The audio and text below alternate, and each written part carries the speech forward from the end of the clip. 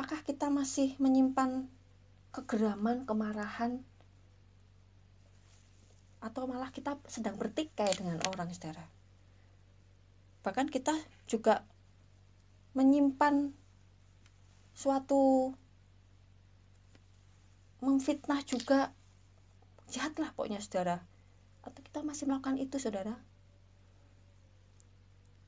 Selidiki hati kita, mungkin kita sering melakukan menyakitin orang juga, sehingga orang bisa melihat kita, mereka jadi pahit kepada kita, marah kepada kita. Atau sebaliknya, ada seseorang yang seringkali menyakiti kita, membuat jahat kepada kita, melakukan jahat kepada kita, memfitnah kita. Saudara pendengar yang berbahagia, apa saja akar kepahitan itu?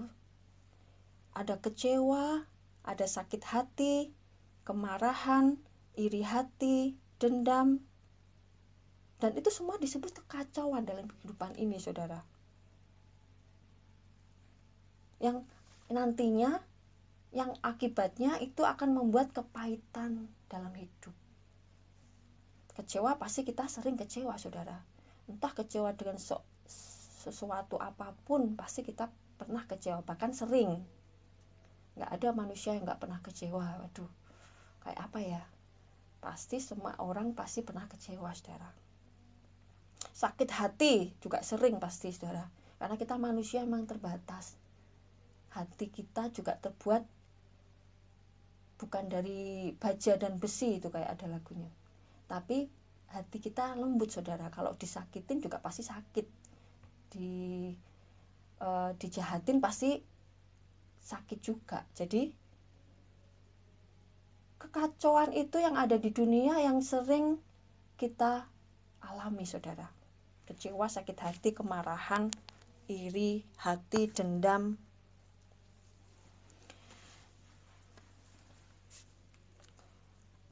Ada kepahitan yang kepada Tuhan, ada kepahitan kepada keluarga, ada kepahitan kepada sesama. Kalau kepada Tuhan apa, saudara? Akibatnya karena kepahitan kepada Tuhan, meninggalkan iman percaya kepada Tuhan, meninggalkan Tuhan, tidak beribadah lagi kepada Tuhan Yesus, meninggalkan Tuhan karena kecewa sama Tuhan dengan suatu hal apa gitu ya, saudara. Padahal kita tahu Tuhan adalah juru selamat hidup kita.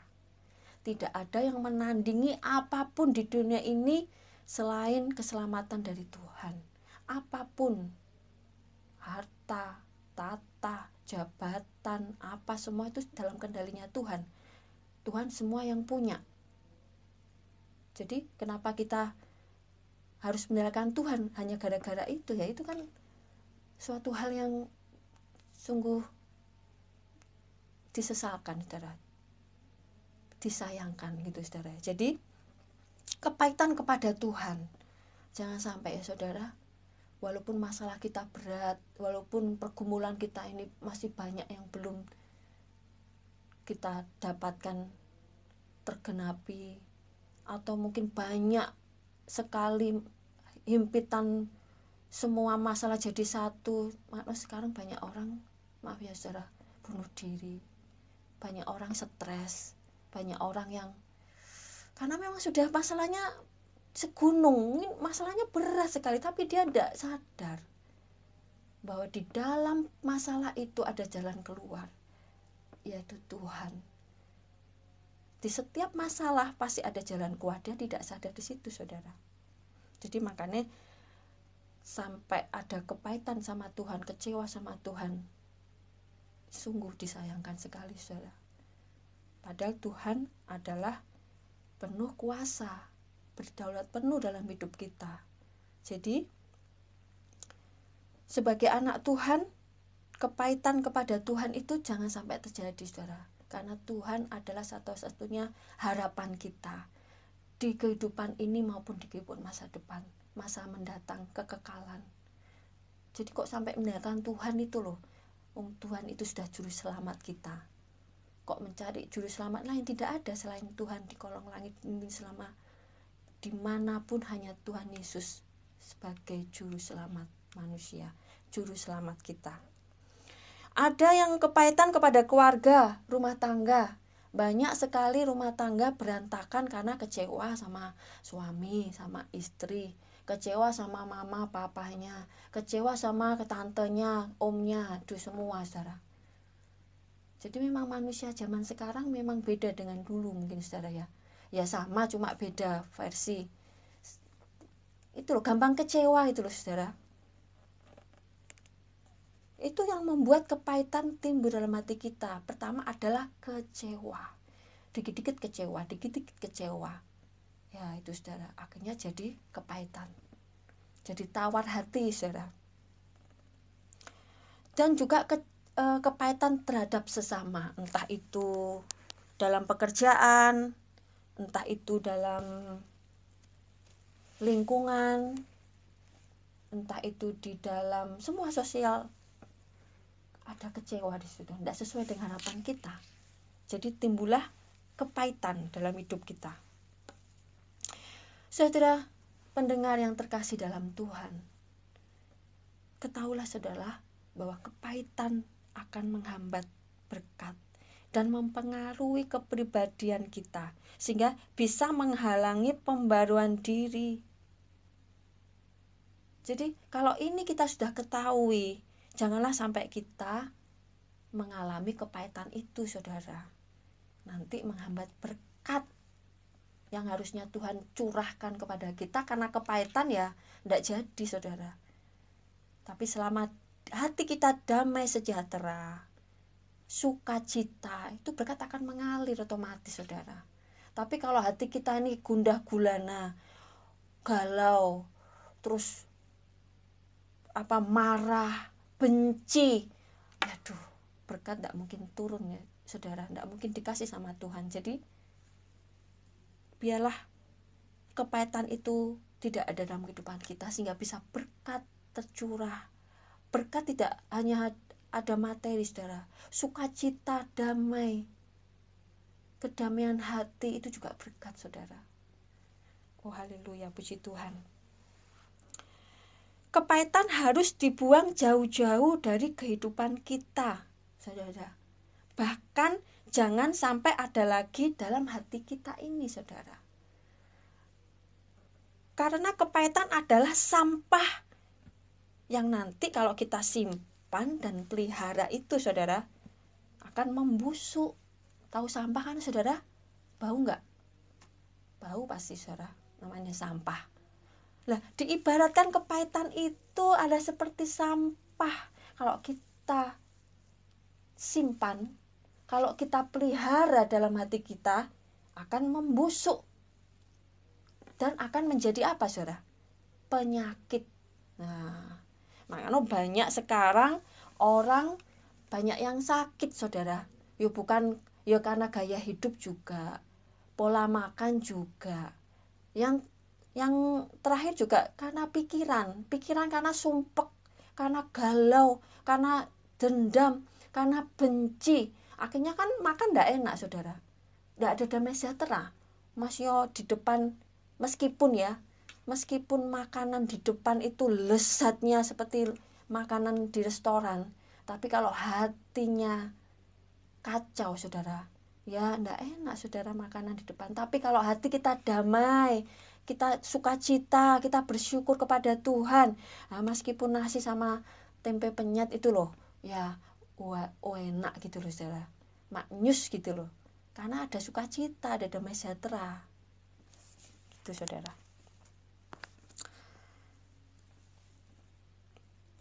Saudara-saudara pendengar yang berbahagia, jadi jangan sampai kita menyimpan sampah dalam hati kita, menyimpan kepahitan dalam hati kita, saudara. Kita buang jauh-jauh, bahkan jangan sampai ada di dalam hati kita. Itu yang menjadi firman Tuhan pada saat ini, saudara. Ada contoh-contoh tokoh Alkitab yang dapat membuang jauh-jauh kepahitan hati. Siapakah, saudara? Kira-kira ada Yusuf.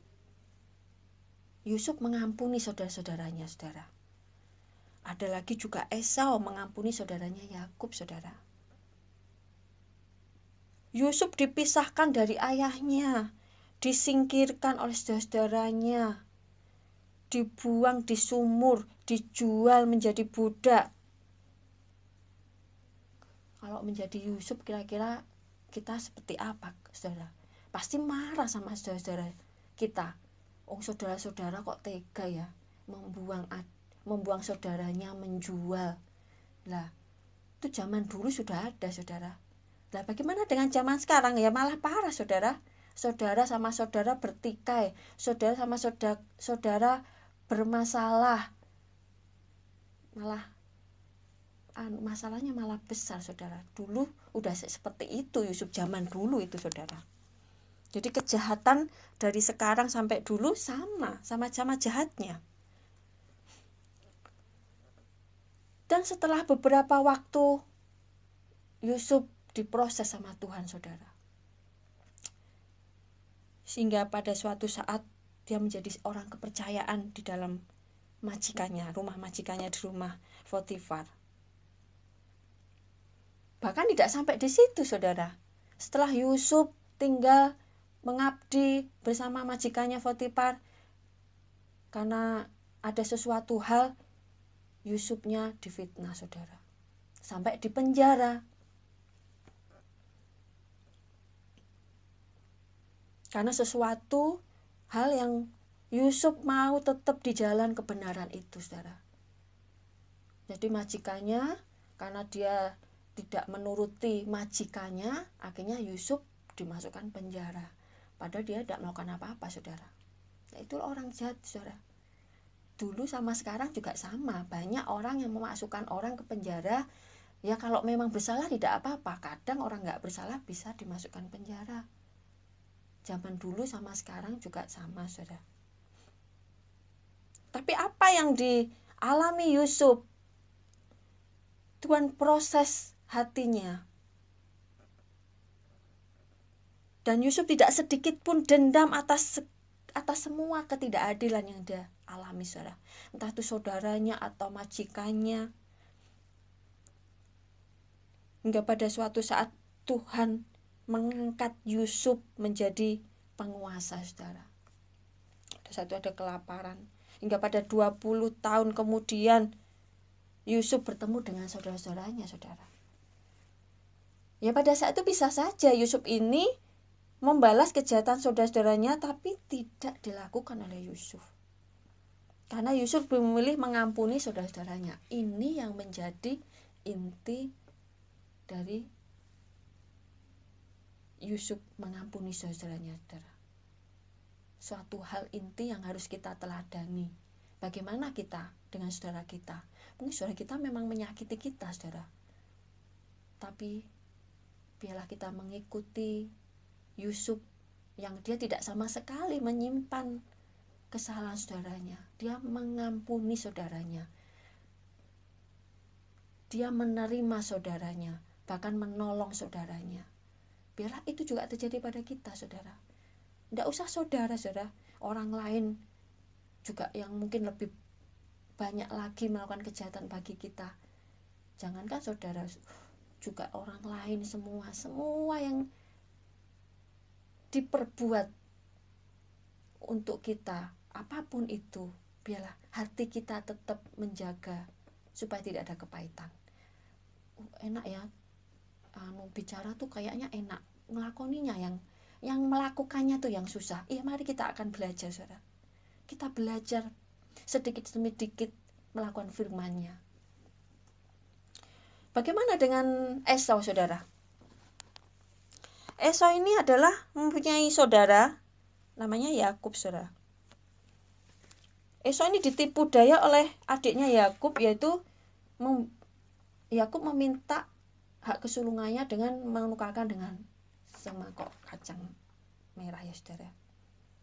Ya karena pas lapar, pas apa, Esaunya dia meremehkan hak kesulungannya. Dia tidak bisa menjaganya, perutnya lapar, ya saudara. Demikian juga dengan anak-anak Tuhan pada saat ini, saudara. Kita adalah anak-anak sulungnya Tuhan. Kita punya hak kerajaan surga. Karena kita sudah ditebus, kita sudah menerima sebagai juru selamat. Tuhan itu sebagai juru selamat. Tapi saudara, banyak sekali anak-anak Tuhan menukarkan keselamatannya dengan dunia ini. Jabatan, mungkin dengan pasangan, jodoh, dengan masalah, terhimpit semua masalah, dia akhirnya gak kuat, dia meninggalkan Tuhan, saudara. Jadi biarlah semangkok kacang merah ini, itu hanya dunia ini, saudara. Bagaimana kita bisa menukarkan keselamatan itu untuk semangkok kacang merah, saudara?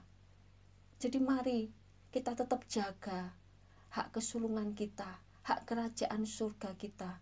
Pewaris kerajaan surga adalah kita. Biarlah kita tetap menjaga itu, saudara.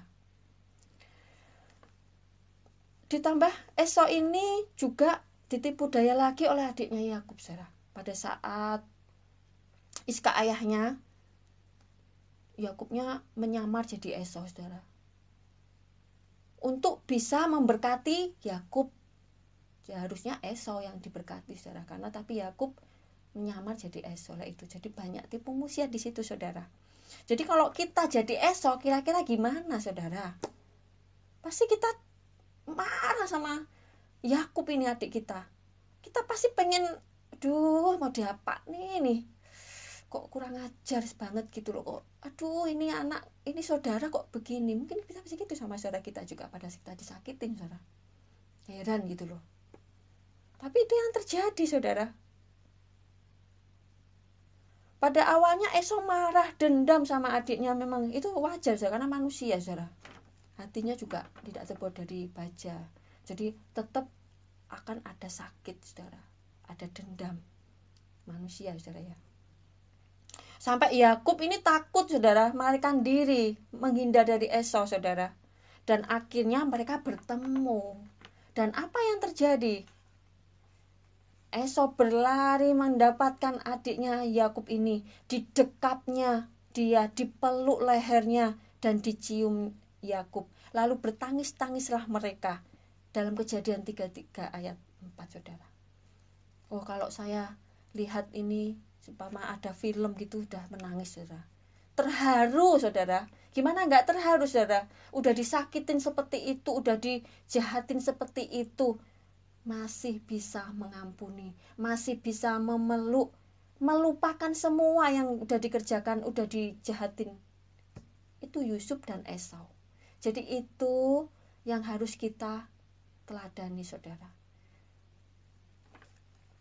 Jadi pada saat ini, apakah kita masih menyimpan kepahitan kepada saudara kita, saudara? Atau kepada siapapun, mari kita selidiki hati kita.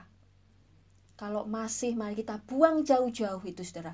Mari kita seperti Yusuf, mari kita seperti Esau yang membuang jauh-jauh kepahitan dalam hidupnya, dalam hatinya. Yusuf dan Esau adalah berani memperbaiki hubungan bersama saudara-saudaranya, saudara. Khususnya Esau, dia memperbaiki hubungan. Yusuf juga, saudara. Jadi mau memperbaiki hubungan. Ada loh, saudara, ini kakak sama adik, saudara, atau siapapun sama orang lain, memang kayak beneran minta maaf, udah clear gitu ya. Tapi habis itu enggak sapa-sapaan, saudara. Ayo sudah, yang penting kamu udah tak ampuni, udah tak maafin. Tapi pas ketemu enggak menyapa, saudara. Jadi udah macam enggak ngerti, enggak kenal gitu lah, ya sama aja, saya masih ada kepahitan itu dalam hatinya. Jadi bagaimana kita bisa seperti Yusuf dan Esau, yaitu melupakan kejadian yang pernah mencengkeram hidup mereka, dan berupaya menyadari, menyesali, mengakui, dan mengampuni. Jadi masing-masing saling menyesali gitu loh, saudara. Apalagi yang jahatin itu, saudara. Menyadari, menyesali, mengakui. Ya, mengakui ini gimana? Belum tentu semua bisa mengakui kesalahan, saudara. Banyak sekali di pengadilan ada hakim, ada terdakwa, ada pendakwa, ada jaksa lah. Itu karena tidak semua penjahat itu mengakui kesalahannya. Habis melakukan sesuatu terus dia mengaku, iya saya yang melakukan. Nah itu saudara, itu makanya adanya pengadilan, biar terbukti melakukan kesalahan. Nah seperti kita anak-anak Tuhan, kalau kita melakukan kesalahan, maukah kita mengakui kesalahan kita saudara? Maukah kita minta ampun kepada Tuhan? Atau sesama kita mengampuni sesama kita yang bersalah kepada kita? Mengampuni tidak semata-mata melupakan kepahitan dirasakan. Mengampuni merupakan bentuk kejujuran dalam keterbukaan untuk saling menerima rasa pahit dan berusaha menciptakan harmoni baru di hati dalam sebuah relasi yang lebih indah saudara. Jadi mengampuni itu efeknya luar biasa saudara. Di samping hati kita nanti jadi tenang, di samping nanti efeknya kepribadian kita lebih positif saudara. Beda kalau orang itu masih memendam kepahitan, memendam benci, udah raut wajahnya udah kelihatan saudara. Wajahnya sukacita dan damai itu tidak ada. Yang adanya wajahnya merah membara gitu loh saudara. Marah gitu loh. Matanya melotot gitu ya. Orang kalau marah melotot, tapi orang kalau damai itu syahdu gitu loh saudara ya. Bagi kita yang saat ini menyimpan kegeraman, amarah, kekecewaan atau kepahitan, mari saudara, kita berjuang bersama-sama untuk melewati proses yang penuh pergumulan ini dengan meminta pertolongan Roh Kudus saudara. Jadi mari kita minta tuntunan Roh Kudus untuk bisa membantu kita, menolong kita menghapus segala kepahitan dalam hati kita saudara. Seberapa banyak, seberapa sakit orang itu mau nyakitin kita, seberapa besar jahatnya orang itu kepada kita, mari kita mau mengampuni. Juga sebaliknya, kalau kita ini jahatin orang saudara, kita menyakitin orang, kita membuat kesalahan ya saudara, maukah kita mengakui bahwa kita memang salah dan memohon maaf, meminta ampun? Itu akan berefek besar untuk kehidupan kita saudara. Mulai dari karakter kita, mulai dari raut wajah kita, mulai hati kita akan terasa damai saudara, plong gitu loh saudara. Kita harus bisa memberikan hati yang mau berdamai dengan luka yang dialami, memberikan keberanian untuk meminta pengampunan dan mengampuni sesama saudara. Jadi ada niat di situ, ada keberanian, ada kegerakan di situ saudara. Kita ada aktif gitu loh saudara, respon yang aktif. Jangan orang minta maaf terus kita ogah-ogahan saudara. Ya kita sambut orang minta maaf, oh iya saya maafkan, jangan diulangi lagi ya, puji Tuhan. Terus kita berdoa, itu rasanya luar biasa leganya saudara, kita mengampuni orang saudara. Bahkan kebaliknya, kalau kita salah, segera memohon maaf supaya orang juga memberi pengampunan, terlebih juga kepada Tuhan. Dengan demikian mengampuni bukanlah suatu tindakan yang pasif saudara, yang saya bilang tadi harus aktif saudara. Yang dirasakan sendiri mengampuni adalah tindakan aktif yang melibatkan Allah dan pihak yang berkonflik untuk berproses bersama untuk meraih kedamaian. Jadi mari setelah mendengar firman Tuhan ini, kita pilih hati kita, apakah masih ada kepahitan saudara?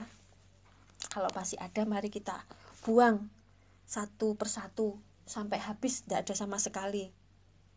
Dari contoh kisah Yusuf dan Esau dapat kita petik suatu pelajaran berharga. Apa itu saudara?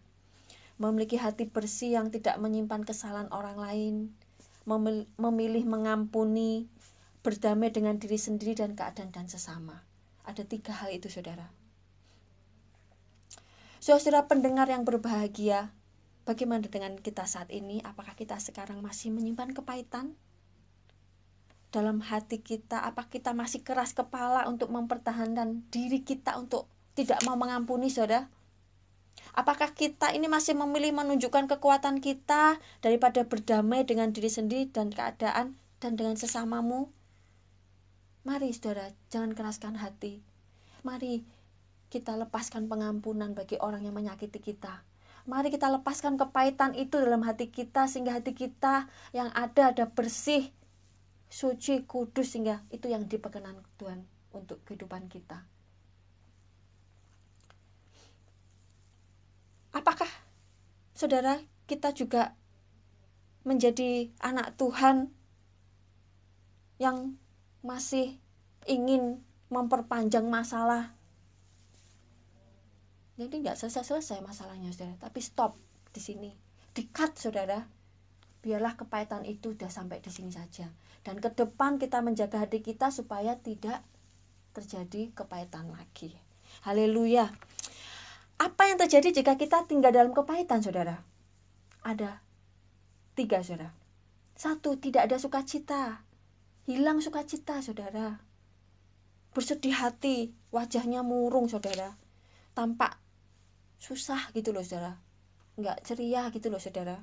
Sinis, tidak bisa tertawa, alias mencucu saudara. Apa ya kalau bahasa Indonesianya itu, raut mukanya muram gitu saudara. Pengen marah aja, jadi emosi saudara. Isinya emosi, nanti darah tinggi saudara kalau emosi terus. Nah itu yang nanti kepahitan itu, makanya banyak orang darah tinggi ya itu saudara. Ya ada kepahitan, jadi akhirnya darahnya tinggi karena emosi terus, pengen marah saudara. Dan ketahuilah saudara bahwa penyebab hilangnya sukacita adalah dosa dan kejahatan.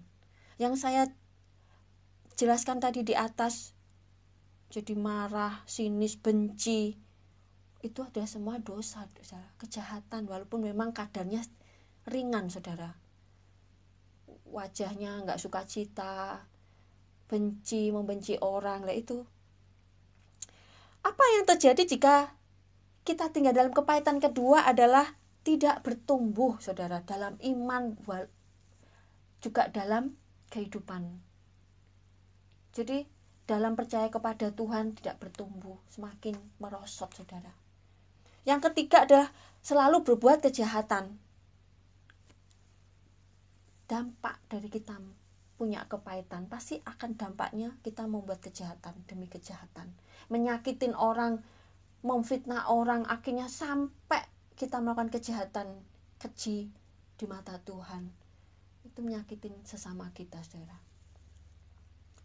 Marilah, biarlah kita tidak tinggal dalam kepahitan itu ya saudara, yang 3 hal tadi.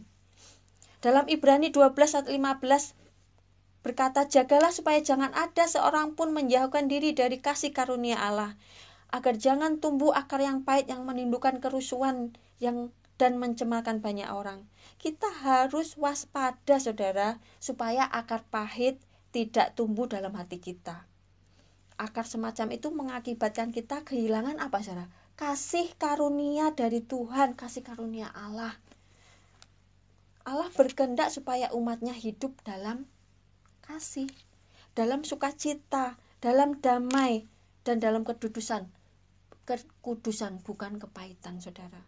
Oleh karena itu orang percaya harus selalu berjaga-jaga supaya tidak menjadi pahit hatinya.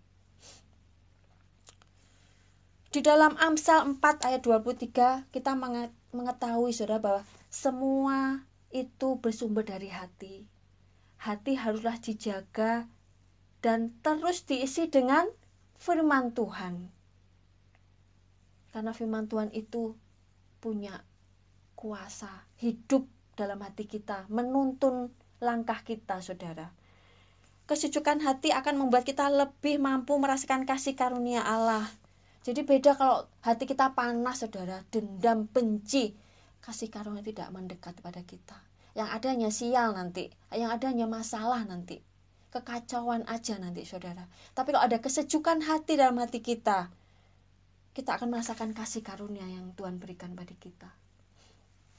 Kepahitan bukanlah tergantung pada orang lain, tetapi akan sangat tergantung pada diri sendiri. Jadi tidak tergantung orang lain saudara. Hati kita inilah yang harus kita tata sendiri, yang kita atur sendiri, jaga sendiri. Ya. Segala ketidakadilan atau kekecewaan boleh saja muncul dalam hati kita, tetapi atasilah itu dengan tetap berada dekat dengan kasih karunia Allah. Itulah yang membebaskan kita dari kepahitan itu, saudara, segala kepahitan itu. Meski tidak satu pun situasi di dunia ini memihak kita. Jadi beribu-ribu masalah, beribu-ribu tantangan, beribu-ribu cobaan, beribu-ribu semua yang harus kita hadapi di dunia ini. Kita membutuhkan kasih karunia itu untuk bisa tetap berjalan di dalam Tuhan. Jadi tidak ada kepahitan dalam hidup kita. Rasul Paulus menulis kepada jemaat Efesus untuk menghilangkan segala kepahitan, saudara, kegeraman, kemarahan, pertikaian, dan fitnah. Demikian pula dengan semua kejahatan. Kita harus hindari itu, saudara. Memang semua hal yang disebut itu tidak bisa dan sering menjadi kejahatan yang menghapus kasih dari hidup kita, saudara. Dengan tidak sadar, saudara, kita melakukan itu. Tapi ketahuilah kasih karunia akan terus mengikuti engkau selama kita membuka hati. Kita membuang jauh-jauh segala kepahitan itu, kegetiran itu, tawar hati itu, saudara. Karena kepahitan bisa juga menyebabkan kita membenci diri kita dan orang lain. Jangan sampai, saudara, ya, kita menyimpan kepahitan itu, karena itu rugi, saudara, untuk diri kita sendiri dan kita merugikan orang lain, saudara. Kepahitan juga akan menyebabkan kejahatan dalam hidup kita. Melakukan kejahatan itu, dan itu tidak diperkenankan Tuhan, saudara. Dan harus yang kita lakukan apa, saudara, supaya tidak punya hati kepahitan adalah satu, kasih, rendah hati, dan mau mengampuni, saudara. Saudara pendengar yang berbahagia, ada 9 buah roh, saudara, yang akan menangkis segala kepahitan hidup kita. Kasih, sukacita, damai sejahtera, kesabaran, kemurahan, kesetiaan, dan penguasaan diri. Nah itu, saudara. Jadi itulah 9 buah roh yang mungkin bisa menjadi pedang supaya hati kita tidak mendapat kepahitan, tidak ada kepahitan. Saudara pendengar berbahagia, demikianlah mimbar agama Kristen dengan tema akar kepahitan. Biarlah menjadi berkat bagi saudara, biarlah kita menyelidiki hati kita, supaya kita membuang jauh-jauh kepahitan dalam hati kita, yang adanya 9 buah kasih, sukacita, damai sejahtera, kesabaran, kemurahan, kebaikan, kesetiaan, kelemah lembutan, dan penguasaan diri. Itu yang harus kita kerjakan, saudara, sehingga tidak ada peluang, tidak ada tempat dari kita untuk kepahitan tadi. Sebelum saya menutup mimbar agama Kristen, kita akan berdoa. Bapa kami dalam kerajaan surga, terima kasih Tuhan untuk firman-Mu pada malam ini, Tuhan. Engkau mengingatkan kami untuk kami tetap teguh di dalam Engkau, Tuhan. Kami jauh dari kepahitan. Biarlah kami tetap melakukan segala perintah-Mu untuk bisa berkenan di hati-Mu, Tuhan. Tidak melakukan yang jahat, tapi biarlah sukacita, kasih itu tetap ada kami. Dan kami mau mengampuni segala orang yang bersalah kepada kami, Tuhan. Dan inilah doa kami, Tuhan. Dan kami alaskan di dalam nama Tuhan Yesus. Kami bersyukur, haleluya, amin. Saudara pendengar yang berbahagia, demikianlah mimbar agama Kristen. Kita akan bertemu lagi dengan acara mimbar Kristen selanjutnya. Saya Ibu Mardianti undur diri. Sampai jumpa. Selamat malam dan Tuhan Yesus memberkati.